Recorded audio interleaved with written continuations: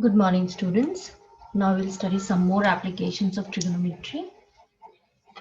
In exercise 9.1, question number 5 states that a kite is flying at a height of 60 meter above the ground. तो vertically लेंगे हम 60 meter above the ground.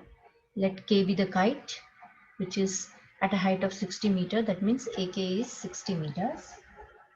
A string is attached to the kite's temporarily and tied to a point on the ground. यहाँ पे kite पर एक string attach किया गया है, रस्सी या धागा जो भी कह लीजिए, और उसको हमने स्ट्रिंग धागा होता है ना काइट वाला, तो उसको हमने एक ग्राउंड के किसी पॉइंट, इसका नाम ले देते हैं हम बी पर, अटैच कर दिया है. The inclination of the string with the ground is 60 degree. ये जो इंक्लिनेशन है ग्राउंड पर, इसका 60 डिग्री है स्ट्रिंग का. और हम ये मान के चल रहे हैं assuming that there is no slack in the string, मतलब इस पे किसी तरह का स्लैक नहीं है, किंक नहीं आ रहा, ये बिल्कुल टाइट है केबी जो स्ट्रिंग है. तो हमें इस स्ट्रिंग की लेंथ निकालनी है. तो आप इसे सॉल्व कर सकते हैं. जब ये फिगर आप बना लेंगे, हर ट्रिग्नोमेट्रिक क्वेश्चन में आपको फिगर तो बनानी ही पड़ेगी. उसी से रे डायग्राम, इसे हम रे डायग्राम कहते हैं. इसी रे डायग्राम से आपका क्वेश्चन की अंडरस्टैंडिंग में बनती है और सोल्यूशन लिखने में हमें आसानी होती है. Now you can take, since you are given AK and you have to find BK, so you can take sin theta, यानी कि sin 60 degree is equal to AK upon BK, and in this way you can find this length of string. I hope you can complete this question by yourself. Question number 6. Question number 6 है, a 1.5 meter tall boy is standing at a distance from a 30 meter tall building. तो जो building है ये, it is 30 meter tall, and the boy, this let AB be the boy, it is 1.5 meter. The angle of elevation from the eyes to the top of the building increases from 30 to 60 degree. पहले ये boy की आई यहाँ पे ए point से हम लेंगे, यहाँ से angle of inclination top of the building का 30 डिग्री था. जैसे जैसे ये बिल्डिंग की तरफ बढ़ता चला गया, बिल्डिंग की तरफ आया, तो ये angle of inclination C D पर पहुंचा जब, तो सी से 60 डिग्री हो गया. ध्यान रखेंगे, जब भी हम किसी पॉइंट को ऑब्जर्व कर रहे हैं और जितना हम पॉइंट ऑफ ऑब्जर्वेशन के पास आएंगे, ऑब्जेक्ट के पास आएंगे, उतना एंगल ऑफ इंक्लिनेशन बढ़ेगा. जितना ऑब्जेक्ट से दूर रहेंगे उतना एंगल ऑफ इंक्लिनेशन छोटा होगा. Now we have to find the distance walk towards the building. मतलब आपको ये B से D तक का डिस्टेंस फाइंड आउट करना है. अब क्योंकि ये AB 1.5 मीटर है, A से हमने एक पैरेलल लाइन खींच ली AR, जो कि PQ को R पॉइंट पे इंटरसेक्ट करती है, और जितना ये 1.5 मीटर AB है, उतना ही जब वो कुछ डिस्टेंस ट्रैवल करके CD पर पहुंचा, तो CD is also 1.5 metre. And similarly क्योंकि ये हमने AR पैरेलल टू BQ डाली है, तो QR भी 1.5 मीटर हो जाएगा. तो AB is equal to CD is equal to RQ. This is all 1.5 meters. This implies PR कितना हुआ? PR is PQ minus RQ. That is 30 minus 1.5, and this gives you 28.5 meters. मतलब ये distance हो गया 28.5 metres, सिर्फ P से R तक का.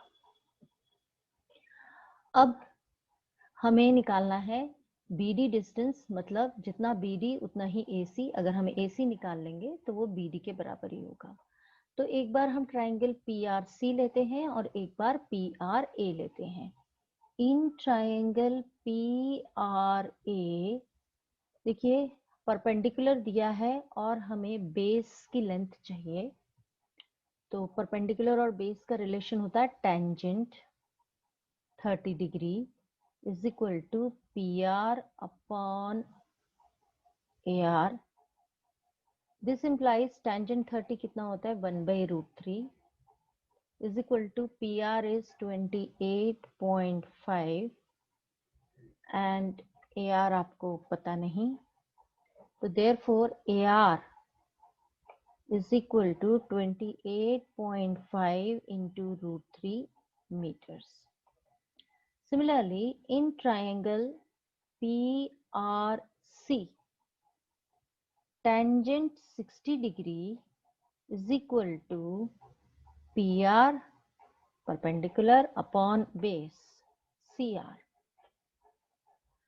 अब टेंजेंट 60 होता है √3. ये वैल्यूज आपको ट्रिग्नोमेट्रिक रेशियोज की याद रखनी पड़ेंगी, लास्ट चैप्टर में आपको बताई गई थी. PR वही 28.5 क्योंकि ये मीटर्स में है upon CR. This gives you CR is equal to 28.5 upon √3 metres. Now अब हमें निकालना है डिस्टेंस AC. AC डिस्टेंस या हम is equal to AR minus CR. 28.5 √3 minus 28.5 upon √3 metres में है ये आंसर. अब इसमें 28.5 को तो आप कॉमन ले लीजिए, यहाँ बचा √3 माइनस 1/√3. इसको सॉल्व करेंगे हम. √3 LCM, √3 into √3 is 3 minus 1. This is 28.5 into 2 upon √3. Rationalise कर देते हैं डिनोमिनेटर को. 2 into √3 upon √3 into √3 meters. This gives you 28.5 into 2 into √3 upon 3. अब 28.5 को 3 से डिवाइड करेंगे तो हमें कितना मिलेगा, देखिए 3 9 27, 15 यानी कि 0.5 इंटू 2 इंटू √3 की अब वैल्यू डाल दीजिए 1.732 मीटर्स. √3 की वैल्यू आपको वैसे ज़्यादातर पता ही होनी चाहिए. तो 9.5 into 2 gives you 19 into 1.732 metres.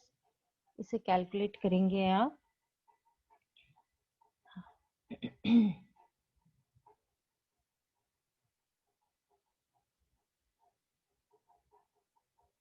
So you get 19 into 1.732 gives you 32.908 meters.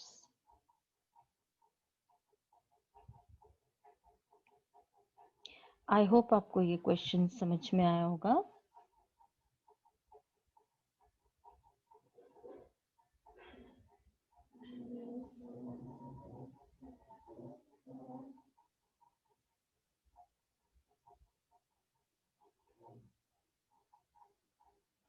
Question number next 7. सो यहाँ पे आप लिख देंगे, हम निकाल रहे थे डिस्टेंस कवर्ड या walked by boy is equal to 32.908 meters. Now coming to next question.